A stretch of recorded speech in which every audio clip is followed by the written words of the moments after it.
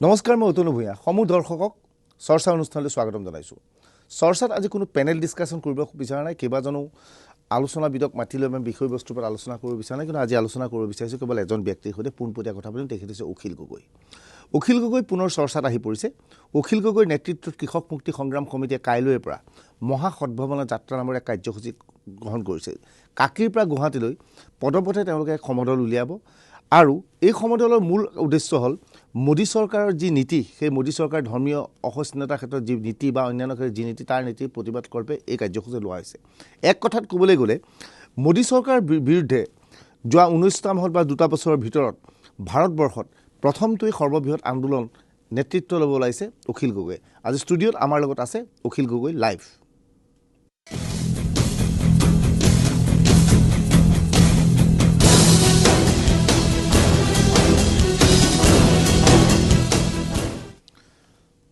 অখিল গগৈ আমাৰ ষ্টুডিঅ'ত আছে। অখিল গগৈ, আপোনাক বহুত বহুত স্বাগতম। আপুনি এই অনুষ্ঠানৰ মাজলৈ আমাক সময় দিয়াৰ বাবে নমস্কাৰ। হয়, মই অখিল গগৈক প্ৰথমে সুধিব বিচাৰিছোঁ, কি পৰিস্থিতিত কাইলৈৰ পৰা নৰেন্দ্ৰ মোদী নেতৃত্বাধীন চৰকাৰখনৰ বিৰুদ্ধে আপুনি এক আন্দোলনৰ কাৰ্যসূচী গ্ৰহণ কৰিব লৈছে, আৰু যি কাৰ্যসূচী ভাৰতবৰ্ষত প্ৰথম সৰ্ববৃহৎ আন্দোলন বুলি ক'লে ভুল কোৱা নহ'ব। এনে কি পৰিস্থিতিৰ উদ্ভৱ হৈছে বুলি আপুনি উপলব্ধি কৰিছে, যাৰ বাবে মোদী চৰকাৰৰ বিৰুদ্ধে এনে কাৰ্যসূচী ল'বলৈ আপুনি আগবাঢ়ি আহিছে? আমি আচলতে 3টা কাৰণত কাইলৈৰ কাৰ্যসূচীটো লৈছোঁ।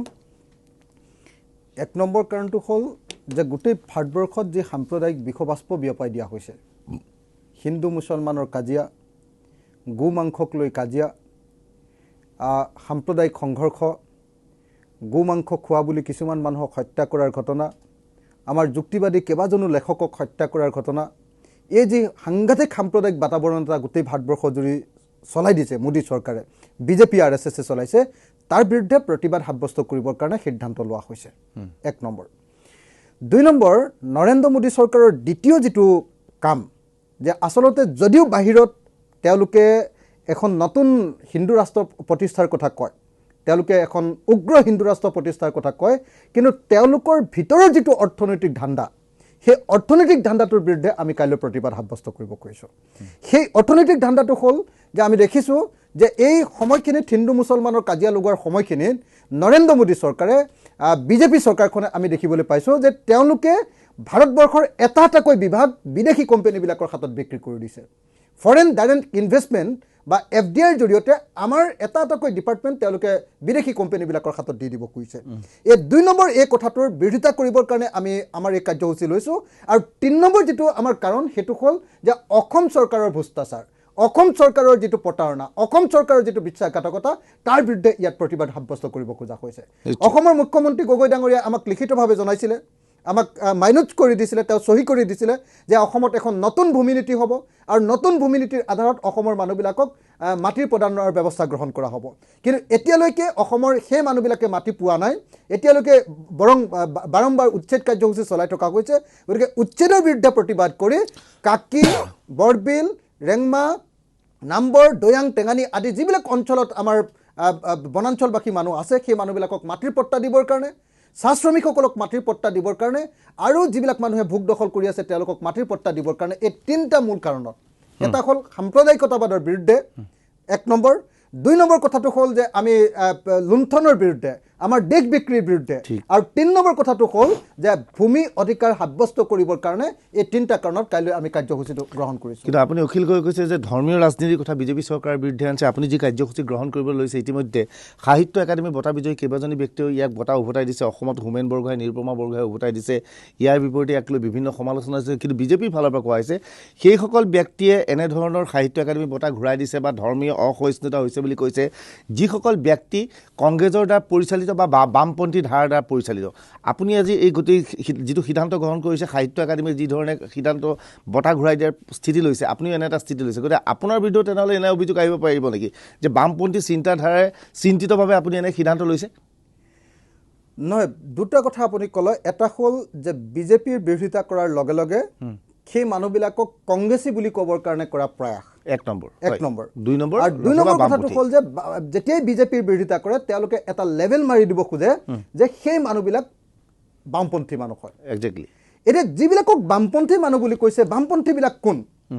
বামপন্থীবিলাক হ'ল বেলেগ কোনো নহয়, যিবিলাক দৰিদ্ৰ মানুহৰ পক্ষত থাকে, যি দৰিদ্ৰ মানুহৰ কাৰণে মাত মাতে, যি দুখীয়া শ্ৰমজীৱী মানুহৰ পক্ষত থাকে সেই মানুহবিলাকক বামপন্থী বুলি কয় এটা বামপন্থীবিলাকে যদি তাৰ বিৰোধিতা কৰে এইটোতো খুব আদৰণীয় ঘটনা তাৰমানে দুখীয়া মানুহৰ পক্ষত থকা মানুহবিলাকে যদি আজি বিজেপিক বিৰোধিতা কৰিছে সাম্প্ৰদায়িকতাবাদৰ বিৰোধিতা কৰিছে তেতিয়াহ'লে সেইটো বেয়া পাবলগীয়া কি কথা আছে গতিকে বিজেপিয়ে যিটো বামপন্থী বুলি বামপন্থীবিলাকক যেন এটা ডাঙৰ মানে এটা সাম্প্ৰদায়িক শক্তিতকৈ যেন বেয়া বস্তু তেনেকৈ প্ৰচাৰ কৰিবৰ কাৰণে সদায় চেষ্টা কৰি আহিছে আৰু এইটো অত্যন্ত গৰ্হিত কথা এইটো কেতিয়াও ভাল কথা নহয় গতিকে এটা কথা স্পষ্ট যে বামপন্থীসকলে ইয়াৰ বিৰোধিতা কৰাটো ভাল কথা হৈছে কিন্তু দুৰ্ভাগ্যজনকভাৱে এটা কথা সত্য বিজেপিৰ কাৰণে এইটো দুৰ্ভাগ্য যে কেৱল বামপন্থীয়ে কিন্তু ইয়াৰ বিৰোধিতা কৰা নাই এনেকুৱা কিছুমান মানুহে বিৰোধিতা কৰিছে যিবিলাকে কোনোদিন বামপন্থাত নাই যিবিলাকে কোনোদিন কংগ্ৰেছক সমৰ্থন কৰা নাই যিবিলাকে কংগ্ৰেছৰ বিৰুদ্ধে সদায় যুঁজি আহিছে যেনেকৈ ধৰক অখিল গগৈ আজি মোৰ ক্ষেত্ৰতে আপোনালোকে নিশ্চয় দেখিছে যে কংগ্ৰেছে এতিয়ালৈকে আমাক কিমানবাৰ জেললৈ প্ৰেৰণ কৰিলে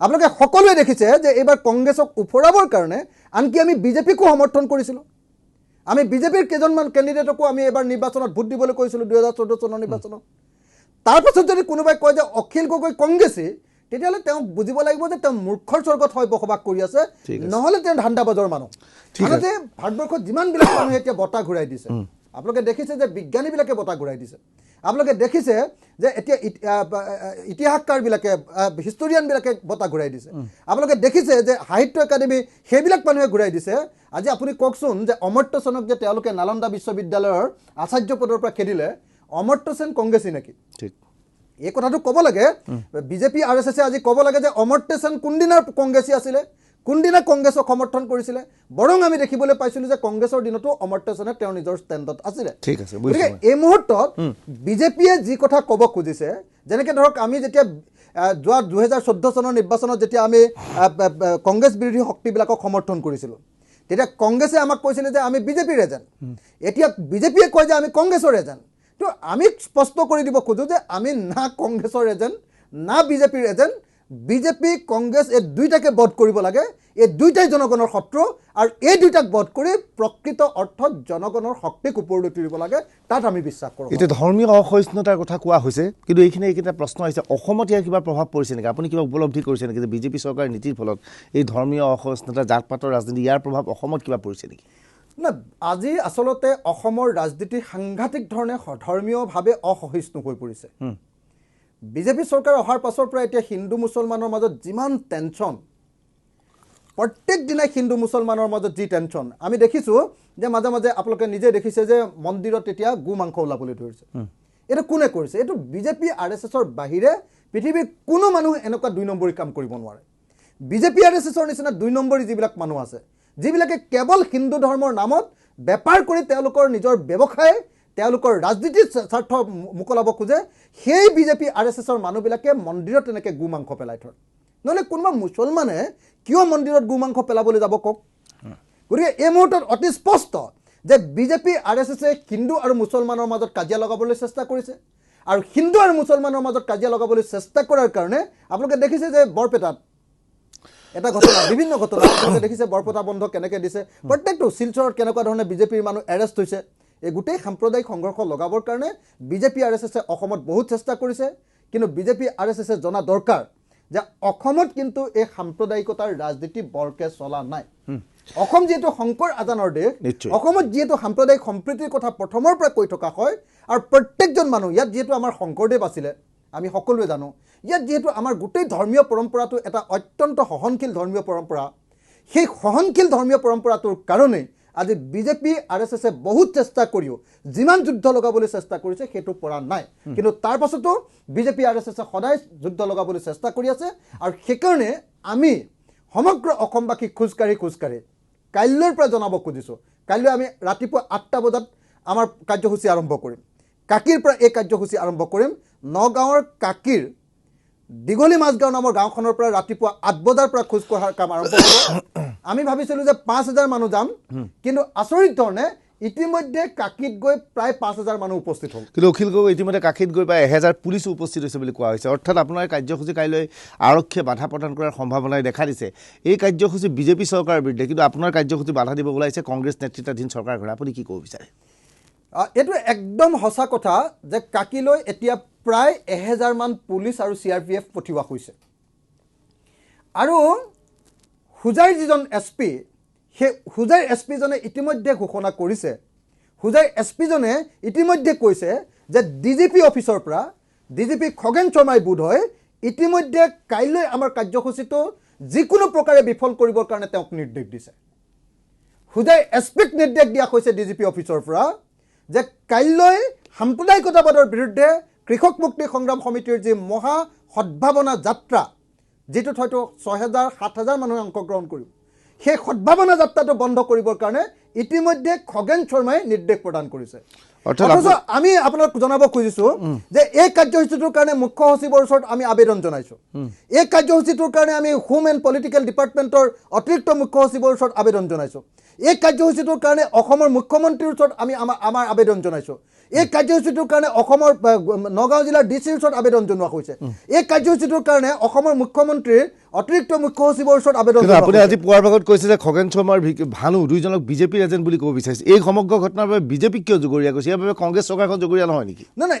আজি চাওক যে যদি সঁচাকে তৰুণ গগৈ এই নিৰ্দেশ দিছে যে সাম্প্ৰদায়িকতাবাদৰ বিৰুদ্ধে যি মহা সদ্ভাৱনা আমাৰ যাত্ৰা তাক বন্ধ কৰিবৰ কাৰণে যদি মুখ্যমন্ত্ৰী তৰুণ গগৈ নিৰ্দেশ দিছে তেতিয়াহ'লে বুজিবলৈ বাকী নাথাকিব যে মুখ্যমন্ত্ৰী গগৈ ডাঙৰীয়া হয় ইতিমধ্যে মূৰ্খ হৈ গৈছে নহ'লে ইতিমধ্যে তেখেতৰ কিবা গণ্ডগোল হৈছে কাৰণ আমি যুদ্ধটো ঘোষণা কৰিব খুজিছোঁ সাম্প্ৰদায়িকতাবাদী হতৰ বিৰুদ্ধে আমি যুদ্ধটো ঘোষণা কৰিব খুজিছোঁ কেন্দ্ৰীয় চৰকাৰখনৰ বিৰুদ্ধে আৰু লগতে আমি অসম চৰকাৰখনকো অৱশ্যে জবাবদিহি কৰিছোঁ কিন্তু এইটো কাৰণে যদি কাইলৈ আমাৰ সাম্প্ৰদায়িক সম্প্ৰীতিৰ যিটো মহা শোভাযাত্ৰা সেই শোভাযাত্ৰাক যদি মুখ্যমন্ত্ৰী তৰুণ গগৈ বন্ধ কৰিবলৈ নিৰ্দেশ দিছে তেতিয়াহ'লে বুজিবলৈ বাকী নাথাকিব যে মৃত্যুৰ সময়ত যেনেকৈ কিছুমান মানুহে অত্যন্ত বেয়া কামত নিমজ্জিত হয় ঠিক তেনেকৈ এই চৰকাৰখনৰ সম্পূৰ্ণ পতনৰ কাৰণে প্ৰস্তুত হৈ উঠিছে আৰু সেইকাৰণে মুখ্যমন্ত্ৰী তৰুণ গগৈ চাগে যদি তেখেতে নিৰ্দেশ দিছে তেতিয়াহ'লে এই নিৰ্দেশ নিশ্চয় দিছে কিন্তু আমি ভাবোঁ আমাৰ ভিতৰৰ যিটো খবৰ আছে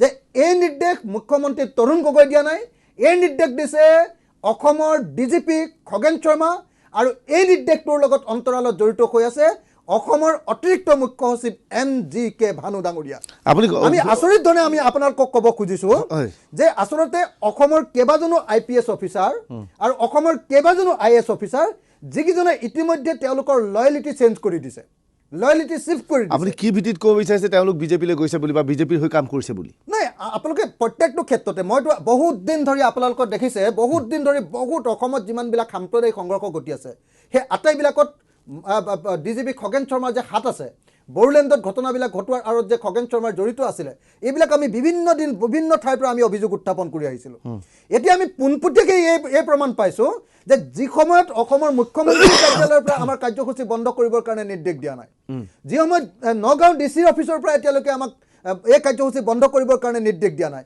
সেই সময়ত হুজাইৰ SP লৈ ডাইৰেক্টলি DGPয়ে ফোন কৰি নিৰ্দেশ জাৰি কৰিছে যে আমাৰ কাৰ্যসূচী বন্ধ কৰিব লাগে 1000 পুলিচ মনে মনে পঠিওৱা হৈছে আৰু 1000 পুলিচ আৰু CRPFৰ জৰিয়তে আমাৰ কাৰ্যসূচী বন্ধ কৰিবৰ কাৰণে নিৰ্দেশ প্ৰদান কৰিছে এটা কথা কওক যে যি চৰকাৰে সাম্প্ৰদায়িকতাবাদৰ বিৰুদ্ধে প্ৰতিবাদ কৰিবলৈ নিদিয়ে তেতিয়াহ'লে তৰুণ গগৈ চৰকাৰো সাম্প্ৰদায়িক নিশ্চয় যদি নহয় তেতিয়াহ'লে খগেন শৰ্মাই কেনেকৈ এনেকৈ আমাক এই কাৰ্যসূচী বন্ধ কৰিবলৈ নিৰ্দেশ দিব পাৰে এই ঘটনাটোৱে প্ৰমাণ কৰিছে যে খগেন শৰ্মা আপোনালোকে সকলোৱে জানে যে খগেন শৰ্মাৰ জীয়েক বুলি কয় জীয়েক নে কি মই নাজানো তেওঁ বিজেপিৰ পৰা এবাৰ নলবাৰীত ইলেকশ্যনত উঠিব আপোনালোকে সকলোৱে জানে যে খগেন শৰ্মাৰ হৈ গোটেই যিবিলাক ঠিকা লয় সেইবিলাক কাম গোটেই বহুত কাহিনী আছে আমাৰ ওচৰত বহুত ফাইল পত্ৰ আছে যে কি শৰ্মা নামৰ এগৰাকী মহিলা সেই আলফা আছিলে চালফা আছিলে কিবা কিবি আছিলে এতিয়া সেই মহিলাগৰাকী যিগৰাকী খগেন শৰ্মাৰ জীয়েক বুলি কয় সেই মহিলাগৰাকী এতিয়া বিজেপিৰ পৰা ইলেকশ্যনত উঠিব আৰু মই আপোনাক খাটাংকৈ কৈছোঁ আপুনি চাব যে ৰিটায়াৰমেণ্টৰ পাছত খগেন শৰ্মাই পোনপটীয়াকৈ বিজেপি কৰিব পোনপটীয়াকৈ বিজেপি কৰিব আৰু এটা কথা যে এডিশ্যনেল কি কয় আপোনাৰ চিফ ছেক্ৰেটাৰী ভানু চাহেবো এতিয়া সম্পূৰ্ণৰূপে বিজেপিৰ পক্ষত অৱস্থান কৰিছে আপুনি এটা মই দুটা উদাহৰণ দিওঁ সেইদিনা আপোনাৰ কাজিৰঙাত যেতিয়া আমি আমাৰ প্ৰতিবাদ হৈছিলে ৰাইজে কাজিৰঙাৰ স্থানীয় ৰাইজে উচ্ছেদৰ বিৰুদ্ধে যেতিয়া প্ৰতিবাদ কৰিছিলে সেই প্ৰতিবাদী কাৰ্যসূচীত মই নাছিলোঁ কিন্তু DGP খগেন শৰ্মাই নিৰ্দেশ প্ৰদান কৰিছে যে মোৰ নামত কেছটো তাত দিব লাগে কি কাৰণে কাৰণ মোৰ বিৰুদ্ধে যদি অসম চৰকাৰ গৰজি উঠে মোক যদি এই সময়ত গ্ৰেপ্তাৰ কৰে তেতিয়াহ'লে বিজেপিয়ে 2% ভোট বেছিকৈ পাব গতিকে এই কামটো খগেন শৰ্মাই কৰাব খুজিছে, এই কামটো MGK ভানুৱে কৰাব খুজিছে। গতিকে এই কামবিলাকৰ জৰিয়তে আৰু এটা উদাহৰণ দিব খুজিছোঁ। চাওক, নিৰ্বাচন আহি আছে, কেইদিনমানৰ পাছত নিৰ্বাচন। এই সময়ত কোনোবা চৰকাৰে, কোনোবা শুভবুদ্ধি থকা চৰকাৰে উচ্ছেদ কৰে নেকি? এই সময়ত কেতিয়াও উচ্ছেদ নকৰে। কিন্তু ভানুৱে নিৰ্দেশ দিছে যে গুৱাহাটীত থকা আমাৰ কৃষক মুক্তিৰ যিমান সমৰ্থক আছে সকলোবিলাকৰ ঘৰবিলাক উচ্ছেদ কৰিব লাগে। কি কাৰণে? তেতিয়াহে আমি কৃষক মুক্তি তৰুণ গগৈ চৰকাৰৰ বিৰুদ্ধে যাম, কংগ্ৰেছৰ বিৰুদ্ধে যাম, আৰু তেতিয়া বিজেপিৰ লাভ হ'ব। এই কামবিলাক কৰাবৰ কাৰণে ভানু আৰু DGP খগেন শৰ্মাই চেষ্টা কৰা আমি দেখিবলৈ পাইছোঁ। কিন্তু অখিল গগৈ পূৰ্বৰ আপোনালোকৰ যিবোৰ আন্দোলন কাৰ্যসূচী পৰৱৰ্তী সময়ত ভায়লেণ্ট ৰূপ লৈছিল, সেইবাবে আচলতে এতিয়া আপোনালোকক প্ৰশাসন বা আৰক্ষীয়ে বাধা দিব বিচাৰিছে নেকি? নাই, কৃষক মুক্তিৰ আন্দোলন কেতিয়াও ভাইলেণ্ট নহয়। বোধহয় আপোনালোকে যদি চাইছে দেখিব যে কৃষক মুক্তি হ'ল একমাত্ৰ সংগঠন যাৰ প্ৰত্যেকজন কৰ্মী নেতাৰ কথা মতে, নেতৃত্বৰ কথা মতে আত্মসননৰ ঘটনা সংগঠনে হ'ল অসমৰ কৃষক মুক্তি সংগ্ৰাম সমিতি। হয়, আত্মসননৰ ঘটনা সংঘটিত হৈছে। বীৰত্বপূৰ্ণভাৱে প্ৰণৱ বড়োৱে গৈ নিজৰ গাত জুই জ্বলাই তেওঁ নিজৰ মাটিৰ কাৰণে তেজ দিম, মাটি নিদিম তেওঁ কৈছে। এই আত্মত্যাগ অসমৰ বাদ দিয়ক, ভাৰতবৰ্ষৰ কোনো সংগঠনেৰ আজিৰ দিনটোত নাই। গতিকে কৃষক মুক্তি সংগ্ৰাম সমিতি এটা অত্যন্ত আত্মত্যাগী সংগঠন। এই সংগঠনটো আপোনালোকে দেখিবলৈ পাব যে ৬,০০০ মানুহে পদযাত্ৰা কৰা কোনোবা সংগঠন আছে নেকি? মোৰ কাইলৈ ৬,০০০ বা ৭,০০০ মানুহে যেতিয়া পদযাত্ৰা কৰিব, তাৰপিছত দেখিবলৈ পাব যে ভাৰতবৰ্ষৰ ভিতৰত সাম্প্ৰদায়িকতাবাদৰ বিৰুদ্ধে আটাইতকৈ ডাঙৰ আন্দোলন কৰা সংগঠনটোৱে কৃষক মুক্তি সংগ্ৰাম সমিতি। গতিকে এই মুহূৰ্তত আমি স্পষ্টকৈ ক'ব খোজোঁ যে কৃষক মুক্তি সংগ্ৰাম সমিতিৰ কাইলৈৰ যি কাৰ্যসূচী, এয়া সম্পূৰ্ণৰূপে শান্তিপূৰ্ণ কাৰ্যসূচী। এই কাৰ্যসূচীত আমি খোজকাঢ়িম ৬,০০০-৭,০০০ মানুহে। ৬,০০০-৭,০০০ মানুহে খোজকাঢ়ি যোৱা প্ৰগ্ৰেমটো, গুৱাহাটীলৈকে আহিবলগীয়া প্ৰগ্ৰেমটো, তাত কিবা অশান্তি কৰিবলগীয়া কাৰণ থাকিব। কিন্তু এইখিনি সময়ত ৬,০০০-৭,০০০ মানুহে আপুনি কালি আহি কাকীৰ পৰা গুৱাহাটী আহি উপস্থিত হ'ব, আহি বাটত ক'ৰবাত ৰ'ব লাগিব, ক'ত ৰ'ব, কি ৰ'ব, এইবিলাক সম্পূৰ্ণ পৰিকল্পনা ইতিমধ্যে কৰি লোৱা হৈছেনে আপোনালোকে? হয়, ইতিমধ্যে পৰিকল্পনা কৰা হৈছে। আমি কাইলৈ ৰাতিপুৱা ৮ বজাৰ পৰা খোজকাঢ়ি আহি আমি কাকীৰ পৰা ভালুকমাৰী পাম। ভালুকমাৰীৰ পৰা কাইলৈ নীলবাগান নামৰ যিখন ঠাই আছে, নীলবাগানত তাৰ স্থানীয় ৰাইজে ব্যাপক আয়োজন কৰিছে। স্থানীয় ৰাইজৰ ওচৰত আমি আবেলি পামহি। সন্ধিয়াৰ সময়ত আমি কাকীত এখন বিশাল সমাৱেশ কৰিম, আপোনাৰ নীলবাগানত এখন বিশাল সমাৱেশ কৰিম। আৰু এই ৬,০০০-৭,০০০ মানুহক ৰাখিবৰ কাৰণে নীলবাগানৰ সমস্ত ৰাইজে ডাঙৰ ডাঙৰ স্কুলবিলাক লৈছে, ডাঙৰ ডাঙৰ ফিল্ডবিলাক লৈছে। তাতে তেওঁলোকে টেণ্ট তৰাৰ ব্যৱস্থা কৰিছে, স্কুলবিলাকত ৰখাৰ ব্যৱস্থা কৰিছে। ৰাতি আমি তাতে কটাম নীলবাগানত। তাৰপিছত ৰাতি আমি নীলবাগানৰ ৰাইজৰ খাদ্য খাম, ৰাতিপুৱা আকৌ নীলবাগানৰ ৰাইজৰে খাদ্য খাম, আৰু ৰাতিপুৱা ৮ বজাৰ ভিতৰত আমি পুনৰ এই যাত্ৰা আৰম্ভ কৰিম। নীলবাগানৰ পাছত আমি আহিম, তাৰপিছত আহিম নগাঁৱৰ পিনে আগবাঢ়ি আহিম, কঠীয়াতলীত থাকিম। তাৰ পিছৰ দিনা ২১ তাৰিখৰ দিনা কঠীয়াতলীৰ ৰাইজেও ইতিমধ্যে আমাক আদৰণি জনাবৰ কাৰণে প্ৰস্তুতি আৰম্ভ কৰিছে। কঠীয়াতলী ২১ তাৰিখৰ ৰাতি থাকিম। তাৰ পাছৰ দিনা আমি থাকিম কৃষ্ণাইঘাটত। এইটো কৃষ্ণাইঘাট, নগাঁৱৰ কৃষ্ণাইঘাটত থকাৰ পাছত সেইটো ২২ তাৰিখৰ ৰাতি থাকিম। কৃষ্ণাইঘাটৰ ৰাইজেও যুদ্ধ ক্ষিপ্ৰতাৰে আমাক আদৰিবৰ কাৰণে গোটেই ব্যৱস্থা গ্ৰহণ কৰিছে। তাৰ পাছত কৃষ্ণাইঘাটত ৰাতি থকাৰ পাছত তাৰ পিছদিনা আমি নগাঁও টাউনলৈ যাম। নগাঁও টাউন হৈ আমি তাৰ পৰা যাম ৰহালৈ। তাৰ নেক্সট দিনা আমি ৰহাত থাকিম। ৰহাৰ পাছত আমি যাম জাগিৰোডলৈ। জাগিৰোডৰ পাছত আমি আহিম সোণাপুৰলৈ। সোণাপুৰৰ পাছত আমি আহিম যোৰাবাটলৈ। আৰু যোৰাবাটৰ পিছৰ দিনা, লাষ্টৰ দিনা আমি গুৱাহাটীত প্ৰৱেশ কৰিম। আৰু সমগ্ৰ গুৱাহাটীত এই ৬,০০০ বা ৭,০০০ মানুহে পদযাত্ৰা কৰি সমগ্ৰ অসমবাসীক আমি জনাই দিম যে কেতিয়াও অসমীয়া ৰাইজে সাম্প্ৰদায়িকতাৰ পক্ষত যাব নালাগে। নৰেন্দ্ৰ মোদী চৰকাৰে যি ধৰণে আমাৰ অসমৰ সকলোবিলাক ফান বন্ধ কৰি দিছে, সকলোবিলাক এইবিলাক খুলি দিবৰ কাৰণে আমি দাবী উত্থাপন কৰিম। আৰু মুখ্যমন্ত্ৰী তৰুণ গগৈ যাতে অসমৰ থলুৱা মানুহবিলাকক মাটিৰ পট্টা দিয়াৰ ব্যৱস্থা কৰে, তাৰ কাৰণে আমি দাবী উত্থাপন কৰিম। এই ৬,০০০ মানুহ যেতিয়া পথে একেলগে ওলাই যাব সমগ্ৰ পথত, এইটো যিটো নেশ্যনেল হাইৱে থাকিব, গোটেই যান জঁট সৃষ্টি নহ'বনে? নাই, আপুনি যদি দেখে যে আমি বহুত পদযাত্ৰা কৰিছোঁ। ২০১০ চনত আমি শদিয়াৰ পৰা পদযাত্ৰা কৰিছিলোঁ। ২০১৪ চনত আমি গোটেই নামনি অসম পদযাত্ৰা কৰিছিলোঁ। কিন্তু ক'তো এনেকুৱা এটা ঘটনা নেদেখিব য'ত যান জঁট সৃষ্টি হৈছে। ঠিক আছে, আমি দুজন মানুহকে এনেকৈ আৰু ৬,০০০-৭,০০০ মানুহ হয়তো কেইবা কিলোমিটাৰ দূৰ হ'ব। সেই আটাইবিলাকে দুজন মানুহকে শান্তিপূৰ্ণভাৱে শৃংখলাবদ্ধভাৱে আহিম, আৰু মই নিজেও থাকিম তাতে কাৰ্যসূচী। গতিকে কোনো পধ্যে তাতে কোনো বিশৃংখলতাৰ সৃষ্টি নহয়। এতিয়া অখিল গগৈ আপোনাৰ আন্দোলনৰ কাৰ্যসূচী কেন্দ্ৰীয় বিজেপি নেতৃত্ব বা কেন্দ্ৰীয় বিজেপি চৰকাৰখনৰ বিৰুদ্ধে, ৰাজ্যিক বিজেপি নেতৃত্ব সংক্ৰান্তত আপোনাৰ কিবা ক'বলৈ আছেনে? আপুনি কেইমাহমানৰ পৰা যথেষ্ট বিতৰ্কিত মন্তব্য কৰিছিল ব্ৰাহ্মণবাদ, যাক লৈ যথেষ্ট বিতৰ্ক এতিয়াও অব্যাহত আছে। আপুনি সেই ষ্টেণ্ডত এতিয়া অটল আছে? নহয়, চাওক, ব্ৰাহ্মণবাদৰ কথাটোতো খুব পোনপটীয়া। RSS নামৰ যিটো পাৰ্টি, RSS নামৰ যিটো দল, সেই দলটো ৰাজনৈতিক দলটো আচলতে এওঁলোকৰ প্ৰকৃত দলটোৰ নাম হ'ল RSS। বাকীটো আচলতে বিজেপিটো তেওঁলোকৰ গণসংগঠন। এই যিটো RSS নামৰ দল, এই দলটোৰ স্পষ্ট তেওঁলোকৰ যিমানকেইজন থিয়ৰিটিচিয়ান আছে, তেওঁলোকৰ যিমানকেইজন তত্ত্ববিদ আছে, তেওঁলোকে যিবিলাকক গুৰু মানে, তেওঁলোকে স্পষ্ট ভাষাৰে কৈ থৈছে যে এই গোটেই তেওঁলোকৰ যিটো দৰ্শন এইটো হ'ল ব্ৰাহ্মণ্যবাদৰ ওপৰত প্ৰতিষ্ঠিত। তাৰ সেই সম্পৰ্কে যদি কিতাপ পত্ৰ পঢ়িব খোজে, মোৰ ওচৰতে বহুত কিতাপ আছে। উইলৱেলকাৰে লিখি থৈ গৈছে উই অৰ আৱাৰ নেশ্যনহুড ডিফাইন বুলি। কিন্তু এতিয়া স্পষ্টভাৱে তেওঁলোকে কৈছে যে অতি স্পষ্টকৈ কৈছে যে ভাৰতবৰ্ষত তেওঁলোকে ব্ৰাহ্মণিজিম প্ৰতিষ্ঠা কৰিব খোজে।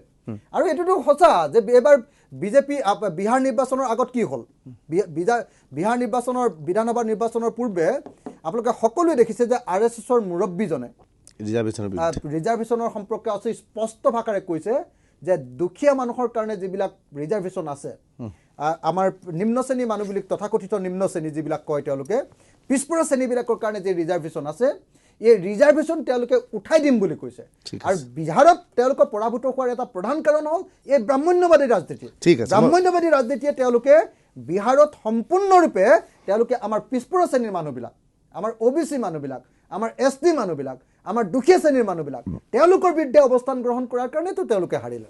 আপুনি ব্ৰাহ্মণবাদৰ কথা কৈছিল, কিন্তু এতিয়া খবৰ ওলাইছে যে বিজেপিয়ে সিদ্ধাৰ্থ ভট্টাচাৰ্য বা হিমন্ত বিশ্ব শৰ্মাক নহয়, সৰ্বানন্দ সোণোৱালক মুখ্যমন্ত্ৰী পদপ্ৰাৰ্থী হিচাপে প্ৰক্ষেপ কৰাৰ প্ৰস্তুতি চলাইছে। তাৰ মানে কি, ব্ৰাহ্মণবাদৰ বিহাৰৰ নিৰ্বাচনৰ পিছত তেওঁলোকে শিক্ষা পায় এজন ব্ৰাহ্মণৰ পৰিৱৰ্তে এজন নন ব্ৰাহ্মণ বা এজন ট্ৰাইবেলক মুখ্যমন্ত্ৰী হিচাপে নিৰ্বাচনী যুদ্ধত অৱতীৰ্ণ হ'ব বিচাৰিছে।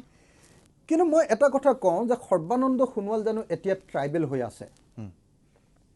মোৰ মতে সৰ্বানন্দ সোণোৱাল ডাঙৰীয়া আৰু এতিয়া ট্ৰাইবেল হৈ থকা নাই, জনজাতি হৈ থকা নাই। কিয় কাৰণে? তেওঁ আচলতে এতিয়া মইতো বেয়াকৈ কওঁ, আচলতে তেওঁতো এতিয়া এনেকুৱা হৈ গ'ল যে তেওঁ এতিয়া না ট্ৰাইবেল হৈ আছে, না তেওঁ অন্য কিবা জাতি আছে। তেওঁ এতিয়া এটাই জাতি যে তেওঁ গাদীৰ কাৰণে মানে আপোনাৰ মোদীৰ সেৱা কৰা জাতি, যিটো তৈলমৰ্দন কৰা জাতি, তাৰ বাহিৰে আৰু তেওঁ কোনো জাতি নাই এতিয়া। কিন্তু মই ভাবোঁ যে আপোনালোকে নিজে দেখিছে যে অসমৰ বিৰুদ্ধে তেওঁ নিজকে জাতীয় নায়ক, তেওঁ সদৌ অসম ছাত্ৰ সন্থাই তেওঁক ক'লে যে তেওঁ এজন জাতীয় নায়ক। জাতীয় নায়ক বুলি কোৱা মানুহজন যেতিয়া সেই পাৰ্টিত আছে, তেতিয়াই 20 লাখ বিদেশীক অসমত ৰাখিম বুলি সিদ্ধান্ত ল'লে। তাৰ বিৰুদ্ধে সৰ্বানন্দ সোণোৱালৰ এটা শব্দ আপুনি শুনিলেনে? যিজন সৰ্বানন্দ সোণোৱালে অসমৰ পৰা বাংলাদেশীক খেদিবৰ কাৰণে গোটেই জীৱন যুদ্ধ কৰিলে, গোটেই জীৱন সংগ্ৰাম কৰিলে বা সংগ্ৰামৰ নাটক কৰিলে, সেই সৰ্বানন্দ সোণোৱাল বিজেপিত থকা অৱস্থাতেই বাংলাদেশক নৰেন্দ্ৰ মোদীয়ে মাতি দি দিলে। তাৰ বিৰুদ্ধে এটা শব্দ সৰ্বানন্দ সোণোৱালে ক'ব পাৰিলেনে? যিজন সৰ্বানন্দ সোণোৱালে আজি লখিমপুৰ ধেমাজিক প্ৰতিনিধিত্ব কৰি আছে, লখিমপুৰ সমষ্টিক প্ৰতিনিধিত্ব কৰি আছে, সেই লখিমপুৰ ধেমাজিৰ মানুহক মাৰিবৰ কাৰণে আজি বিজেপি চৰকাৰে তাতে কেৱল সোৱণশিৰি নদীৰ ওপৰত 22টা বৃহৎ নদী বান্ধৰ পুনৰ পৰিকল্পনা কৰিছে। নামনি সোৱণশিৰি জলবিদ্যুৎ প্ৰকল্প পুনৰ আৰম্ভ কৰিবলৈ চেষ্টা কৰিছে। তেওঁৰ নিজৰ সমষ্টিক সম্পূৰ্ণৰূপে শেষ কৰি দিবৰ কাৰণে আপোনালোকে দেখিছে লোৱাৰ ডেমৱে প্ৰজেক্ট ল'ব খুজিছে, ডিবাং প্ৰজেক্ট ল'ব খুজিছে। সেইবিলাকৰ বিৰুদ্ধে এটা শব্দ মাতিব পাৰিলেনে সৰ্বানন্দ সোণোৱালে? গতিকে এই মুহূৰ্তত সৰ্বানন্দ সোণোৱালৰ কোনো জাতি নাই। আমাৰ জনজাতিবিলাকৰ যিটো সংগ্ৰামী সত্তা, আমাৰ জনজাতিবিলাকৰ এই উচ্চ বৰ্ণবাদৰ বিৰুদ্ধে যি প্ৰতিবাদী সত্তা, আমাৰ জনজাতিবিলাকৰ প্ৰতিবাদ কৰাৰ যিটো মানে আমাৰ যিটো পৰম্পৰা, সেই পৰম্পৰা এতিয়া সৰ্বানন্দ সোণোৱালৰ হাতত নাই। সেইকাৰণে সৰ্বানন্দ সোণোৱাল এতিয়া আৰু জনজাতিৰ নেতা হৈ থকা নাই। তেওঁ ইতিমধ্যে চিফ্ট কৰিছে, তেওঁ ইতিমধ্যে ৰাষ্ট্ৰবাদী নেতা হৈ গৈছে, তেওঁ ইতিমধ্যে চাৰেণ্ডাৰ কৰি দিছে। আৰু সেইকাৰণে সৰ্বানন্দ সোণোৱালৰ পৰা অসমৰ ৰাইজে কিবা পাবলগীয়া একো নাই। অখিল গগৈ, মই এটা বাণিজ্যিক বিৰতি ল'ব লাগিব। বাণিজ্যিক বিৰতিৰ পিছত মই পুনৰ অখিল গগৈৰ ওচৰত যাম। ইতিমধ্যে বিভিন্নজনে অখিল গগৈক প্ৰশ্ন সুধিবলৈ কৈছে, টুইটাৰ যোগে টুইট কিছুমানে কৰিছে, এনেধৰণৰ প্ৰশ্ন কৰিব লাগে বুলি। আমি সুধিম যে অখিল গগৈ আন্দোলনে কংগ্ৰেছক সহায় কৰিব নেকি, লগতে সুধিম যে গেৰুৱাকৰণ কৰাৰ এটা গুৰুতৰ অভিযোগ উত্থাপন কৰিছিল টেলিভিছন চেনেল আৰু সংবাদ মাধ্যমৰ ওপৰত, সেই বিষয়ে সুধিম। কিন্তু এটা বাণিজ্যিক বিৰতি আমি লৈ ল'ব বিচাৰিছোঁ।